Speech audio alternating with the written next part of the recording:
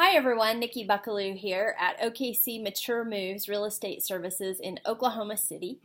And for those of you who are watching this video and looking for some answers about the problem of clutter, you're in for a little bit of a different kind of talk today. I do a lot of trainings, as you well know, probably if you follow us, around the community as well as at senior living apartments and independent living apartments and within the real estate industry about downsizing. And I get a lot of questions about how to, right? How do I do it? Like, these are my obstacles and how do I do this, right? It's like a list, a checklist. What's the checklist for how to do these things? And I do a lot of that, which is great. And it's very helpful for those people who have made the decision to downsize, who already know that's what they want to do. And the challenge that I'm coming up with in a lot of the groups that I teach is that not everyone has made that decision. Like, they think they have. They show up for the class and they're looking for the task list or looking for the how-to list, and then at every opportunity they say, but this, but that. But I got that from my mother. But that was a family heirloom. But I got that as a Christmas gift. Or, but there's just too much. It's overwhelming. I don't know where to start. In other words, all of those responses, like, we have solutions for every one of them, by the way. And yet when they're chained together, but this, but that, but this, but that, what we realize is that it's not a matter of the how-to list. That's not the problem. The problem is up here, right? The problem is in their ability to decide to let it go or to do something, right? And maybe it's not even letting stuff go. Maybe it's the indecision about where they're going to go or what they're going to do with it. But that's what I want to talk to you about today. I'm doing a seminar later this afternoon for Concordia Life Care Community in Oklahoma City. It's a CCRC, amazing, beautiful place, faith-based organization. The residents there are amazing. The staff is wonderful. I feel really at home there. But they won't let me live there because I'm not yet 55, so I'll have to wait a few years for that, not long. And the title of the talk, they named it after having some conversation around what we were going to be discussing. They named it the Clutter Effect. It's more than stuff. And what a perfect title for this conversation. And so I'm just going to share with you a little bit of what we're going to be doing in that talk today. But before we can really dive into the how-to part, we really need to talk about the definition of a couple of things. Number one, the definition of clutter. And number two, the definition of a problem, right? Because there's really no need for us to have this conversation if there's no problem. Like, if people can handle it on their own, they've got it, they can go, yeah, I got that. Then there's really no problem. There's no reason for me to teach a class. We teach classes because people perceive they have a problem that they want to solve. So we want to cover what is clutter and then what is the definition of a problem around clutter. So let's just kind of start with what is clutter. If you look at the dictionary, if you Google it or you look in a book, a dictionary, it says a collection of things lying about in an untidy mess. Okay, well, if you could see my table right now around me, it's kind of cluttered. It's kind of untidy. There's a little bit of a mess going on. Reality check, right? That's clutter. Does it bug me? Yeah, it's frustrating and it can be easily managed with just a few minutes of organization, but it is indeed clutter, right? And so we can all agree that a problem is defined by a person's perception of it, right? So it's not like I may think it's a problem to have this kind of clutter, and somebody else may say, oh, that's not a problem at all. You should see my problem, right? So problems lie in a person's mind. It's all about perspective. But we can also agree that problems also exist on a continuum. So think about on this end of the continuum, you have what they often refer to as hoarders, right? Hoarders, and that seems to be a big topic lately. And that's someone who collects everything, like to the degree that they cannot function in their own environment. So things at the extreme level might be piled all the way to the ceiling. It may be unclean or unkept, not just cluttered, but there may actually be mice, or there might be bugs, or there might be some hygiene problems. And in which case, it's not only clutter, but it has reached an extreme point where that person can't live in that environment healthy, right? It's toxic for them. So that would be the extreme case of hoarding, where someone collects so much stuff, and some of that stuff may be trash, but some of it may not be. It may be valuable. Like they may have ordered it online and had it shipped, and they have package upon package of things they paid money for. So it has value. It's not necessarily all trash. So you have that end of the spectrum, and then on this end of the spectrum, you have people that we all know who are what we may call neat freaks, right? They're like, to the degree, if you were talking psychology, you talk obsessive compulsive, right? And everything has to be in its place. And a lot of times these people are minimalists, right? They don't have a lot of stuff, but what they do have is absolutely, it's got to be in its place, and it can't be moved. And if it is, or if it's not to the degree of organization that they need, it's very uncomfortable for them. So on both ends of the spectrum, we have issues with clutter, right? One to the extreme with a lot, one to the extreme with organization and maybe minimal stuff. So how do we define the problem, right? What makes this a problem or that a problem? And then there's all of this middle ground, right? Like the bell curve. So you've got all these average people who maybe have what we call normal clutter. And then out here we have the two outliers that are extreme. Well, what makes those a problem? And usually the problem exists in the person is unable to function in a normal lifestyle, right? So define normal, let's just kind of be general here. And that is that maybe they are paralyzed with inaction. I actually wrote down a few things. The impact of a clutter problem, whether it's this one or this one, can be embarrassment and isolation. We see this with clients that we have that they'll say, you can't come in my home. You absolutely can't come in my home. And we're real estate agents, so we have to kind of come in your home if we're going to sell it. And yet they are so embarrassed that they isolate and they don't allow people in, which is a real challenge, right? You can agree that that's a problem for someone. Fear and uncertainty. If someone has too much, they don't know what to do with it or how to handle it, they can absolutely have some fear and uncertainty about life in general. Indecision and inaction. I see this regularly. So I don't know how to handle this. It's more than I can think about, and so I'm just not going to do anything. Just going to leave it as it is. I know I need to probably do something, but I'm not going to. So indecision and inaction. And actually that is a decision, right? A decision to not do something is a decision. But the reason I bring it up is oftentimes they haven't made the decision. It's kind of like they're being pulled in a tug of war. I want to do something, but I don't know how to do it. I don't know if I want to do it. And I don't know when I want to do it. So there's indecision and uncertainty. And then physical illness, obviously, I mentioned that.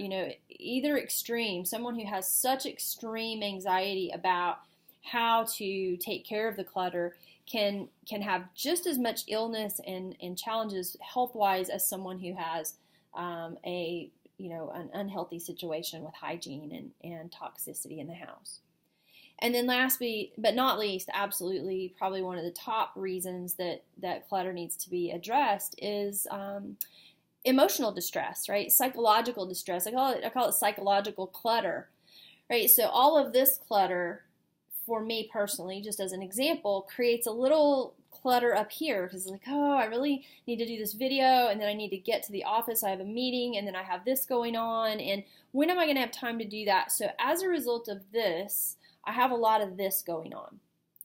Now, if it's just this, then it's pretty manageable for me, but I can imagine like if my house is in total disarray, and every room was that way, or there were lots of parts of my life, my car, my office, my house, and they were all in disarray, and they all had this untidy mess, as they may call it, then what happens is it creates an untidy mess in my brain, in my mind, in my thinking, which manifests as negative energy or feelings that are not positive. So the feelings, right, that come up as a result of that, I just made some notes here, are things like anxiety and just that sense of I need to do something, but I don't know what to do, or I don't have time. That anxiety can absolutely be the biggest one for you when it's not dealt with, right? And we're going to talk about what some of those, the result of that anxiety can actually do to your body as well.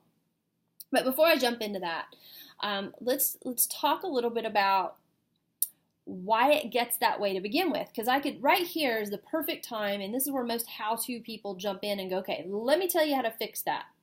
Block time on your schedule. Do this, this, this. Break it down into manageable bite-sized pieces, and they give you lots of ways to do that, which is fine. But if I haven't dealt with the reason it's that way to begin with, then chances are it's going to be a very short-term fix. Or I may decide that it's not manageable. I might say, but this, but that, but I don't have time, but I don't have boxes, but I don't have help, but I can't lift that stuff. So in other words, the objections begin to come at this point because people have not dealt with the source of the clutter that they've created in their life to begin with. So that's what I want to talk to you about today. There's a story that's out there, and I don't know where it originated, so I can't really source it, but I heard it through a conference that I went to. And they talk about a little girl who is at Thanksgiving with her mother, and she's at the kitchen counter, and they're preparing the ham for Thanksgiving. And the little girl says, "Mom, why do you cut the ends of the ham off before you put it in the pan to put it in the oven?" And the mom says, "Oh, well, I don't really know why I do that. I've always done it that way because my mom did it that way. So why don't you go ask Grandma?" And so the little girl goes in the next room where Grandma's sitting and visiting with a friend, and she says, "Grandma, Mom cuts the ends of the ham off before she puts it in the pan in the oven, and she said you've always done it that way, and you might know why." And Grandma says, "I always did it that way because, well, my mom did it that way, and I'm not really sure why we did it that way. So maybe you should go ask great-grandma." So the little girl says, "Awesome, I'll do that." Great-grandma, as it turns out, is on the back porch talking with friends. And so the little girl walks out and says, "Great-grandma, Mom and Grandma both cut the ends of the ham off before they put it in the pan and they put it in the oven. They said you might know why we do that." And Great-grandma said, "Well, of course I do, honey. Our pans weren't big enough. We had to cut the ends of the ham off in order for it to fit in the pan." And the little girl went, "Oh." And she went back in and told her mom, and she said, "Mom, we have this really big pan, but yet you cut the ends of the ham off anyway." And Grandma says the only reason she did it was because the pan wasn't big enough. And the mom had an aha moment, right? I've been doing this all these years, not because it needed to be done or there was a really important reason, but it's just something I've always done. Never really thought about it. So in that scenario, how many of us can see that happening in our own lives, right? How many of you are experiencing that now? Or hearing things that your parents said or did, or beliefs or decisions that were made that really were important in that moment, like they absolutely served a very valuable purpose, like the ham in the pan. And yet now they seem a little outdated or irrelevant or unnecessary, right? They actually can be detrimental, right? So think about a lot of people who are now maybe in their 80s even, maybe even in their 90s. They lived through a time of the Depression. And so it was very important during that time to not waste, right? Like you may not get another opportunity to have some of the things that you have. And so there were some very important lessons taught during that time about not wasting and conserving your things and saving things that may be useful for another purpose, repurposing things. And so we're taught that, and so we continue to do it throughout our lives, even when all of a sudden, guess what? We aren't living in a depression. Things are abundant, right? And the person may not be financially taxed, but yet they save the styrofoam cartons from their takeout order and they wash it and they put it in the cabinet. And they have stacks of them. Not because they need them, but because in their subconscious, right, in their unconscious mind, they're repeating that lesson. I need to save this because I might need it for future purposes, right? So how many of us look around our house and we look around at the clutter and we don't think anything about it until we begin to ask ourselves the question, what's the purpose? Why do I have that? Why do I need it or not need it? Why am I keeping it? Why is it important to me? And here are some things that happen when you begin to do that. Number one, you begin to realize there may be some limiting beliefs that you have about life in general, or about the stuff that you have. That if I get rid of that, I'm going to need it. If I get rid of it, I'll never be able to get it back, or I'll never get it again. I don't know about you, but clothes are a big one for me, right? Like, I have this closet, and I have narrowed down my clothes to such a small number of clothes now that I'm actually thinking, gosh, I need to get some clothes. Not because I need them, because I'm looking at my closet going, gosh, I don't have as much as other people, right? Which is weird, but yet I have plenty. But how many of you are saving clothes that are 4 sizes up or down from where you are now, right?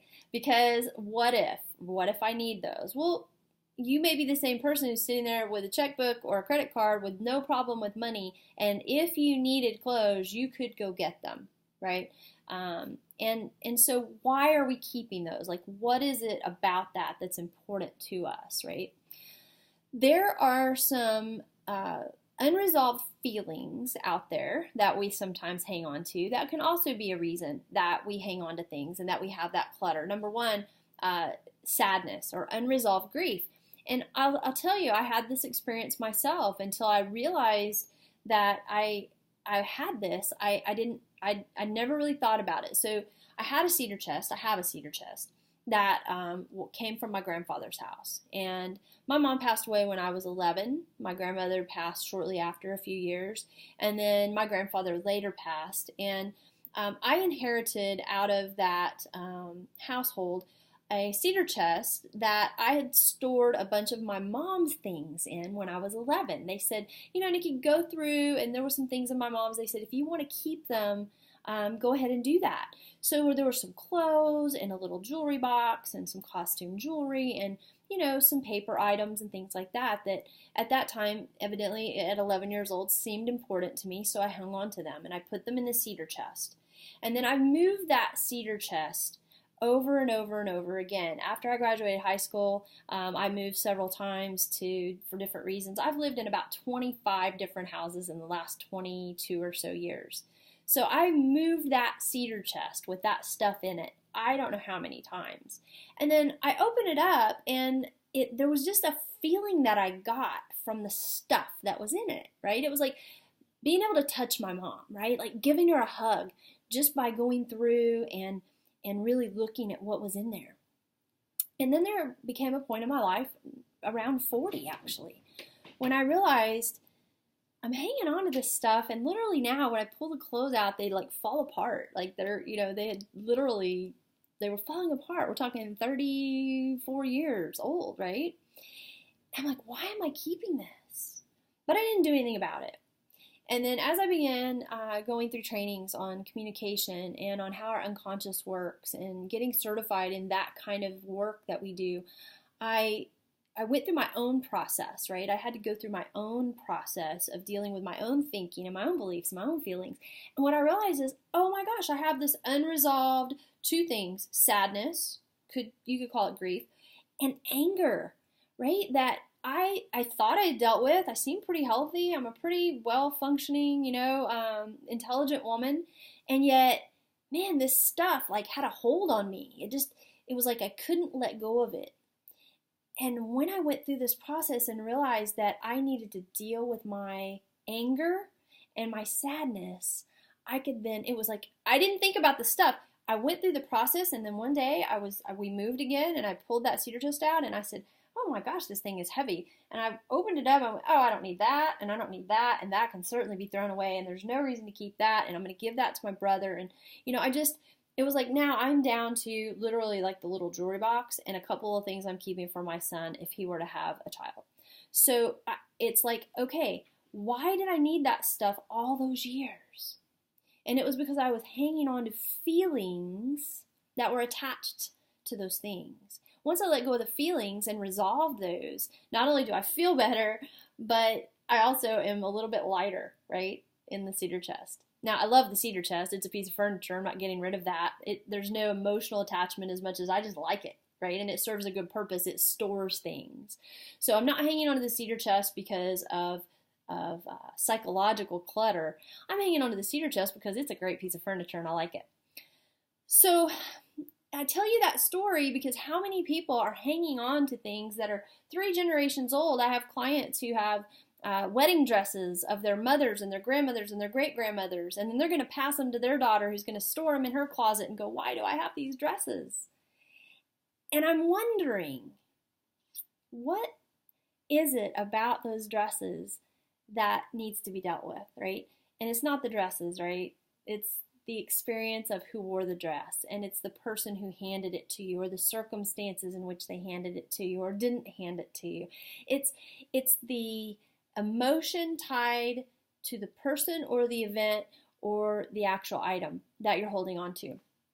And if it's healthy, great, right? Like hang on to it all day long. But here are some of the things that we hang on to not realizing it. I mentioned earlier sadness. When my mom passed, I was 11. Then my grandma passed, I was about 14.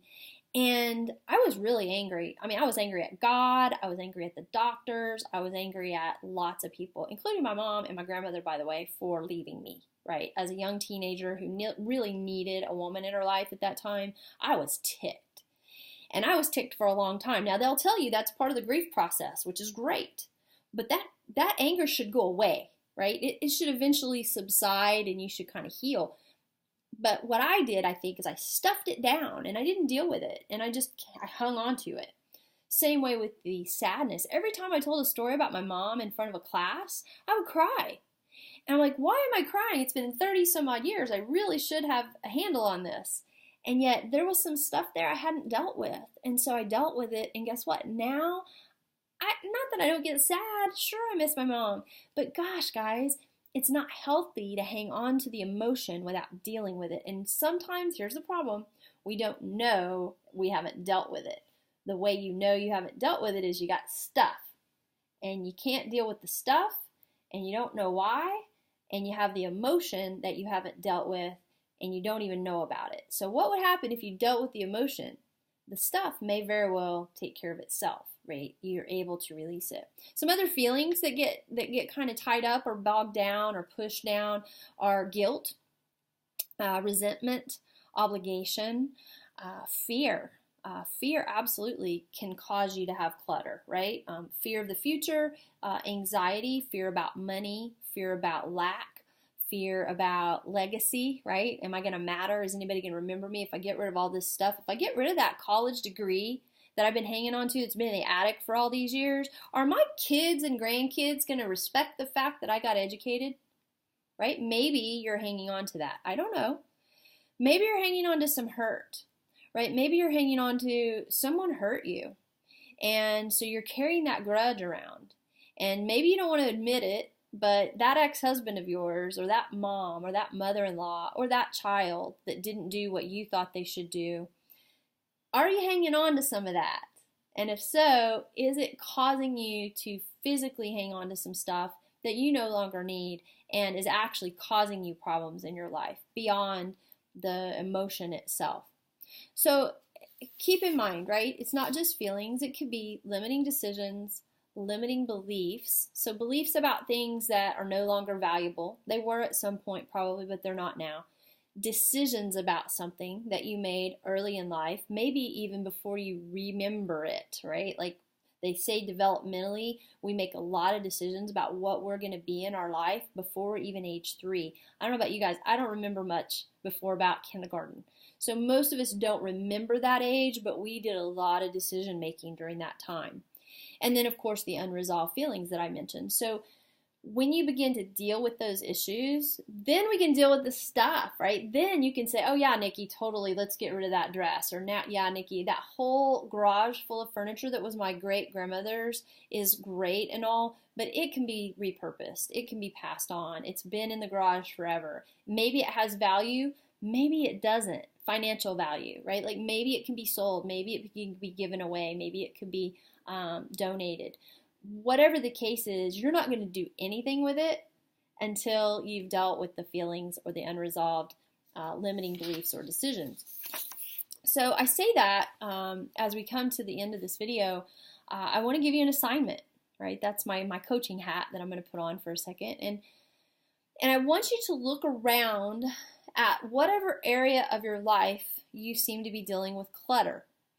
And again, going back to clutter, maybe the clutter is minimal, but it's problematic, right? Like it's creating anxiety for you, or it's creating a problem in your life, or maybe it's excessive and you've got so much that you don't even know where to start.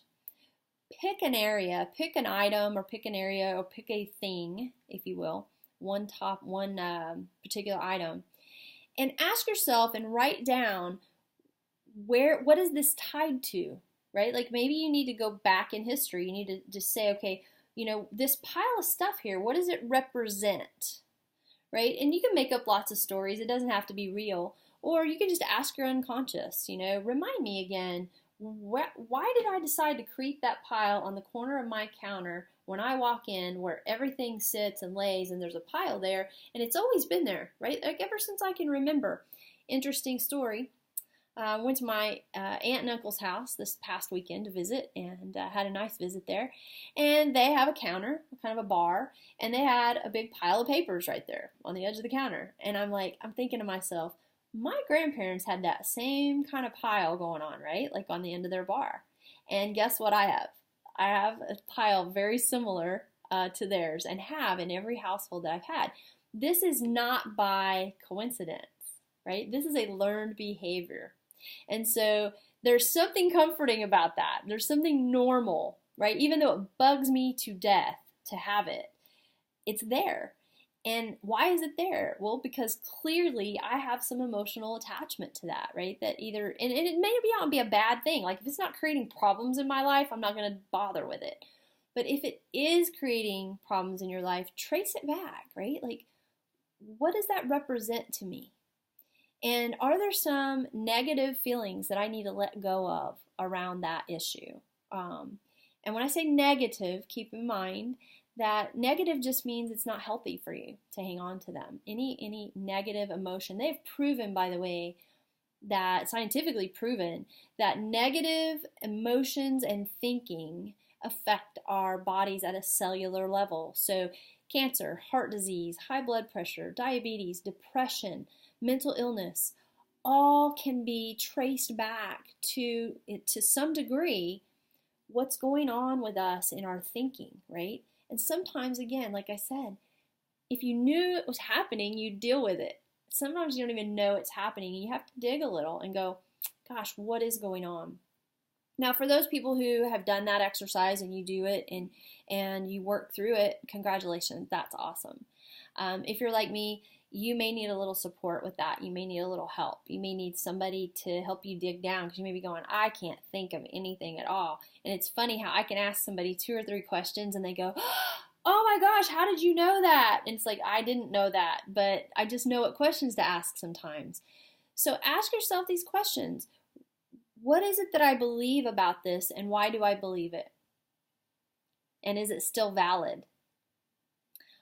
What decision did I make? Like, does X equal Y? Like, if I get rid of the stuff in that cedar chest, it means I don't love my mother. Now, is that valid? No, it's totally not valid. But if that belief is bouncing around up there in that psychological clutter, it can keep me from taking action on the stuff, right? Or if I think that because I do something, something else is going to happen. Like if I get rid of my extra clothes, I'm going to gain my weight back. Is that valid? No, it's not. But if you're thinking that, then it will absolutely cause you to not take action. And so then again, ask yourself, am I carrying some anger around, right? Do I need to forgive some people? Do I need to apologize possibly? What do I need to do to release some anger or some pent up emotions that I never resolved? So ask yourself those questions. If you still need help, contact us, Nikki Buckaloo at OKC Mature Moves in Oklahoma City. And you can go to our website, okcmaturemoves.com. And hopefully I will see you at Concordia Life Care Community at some point, either for this class or another one. And in the meantime, make it a great day. And I appreciate you spending time with me.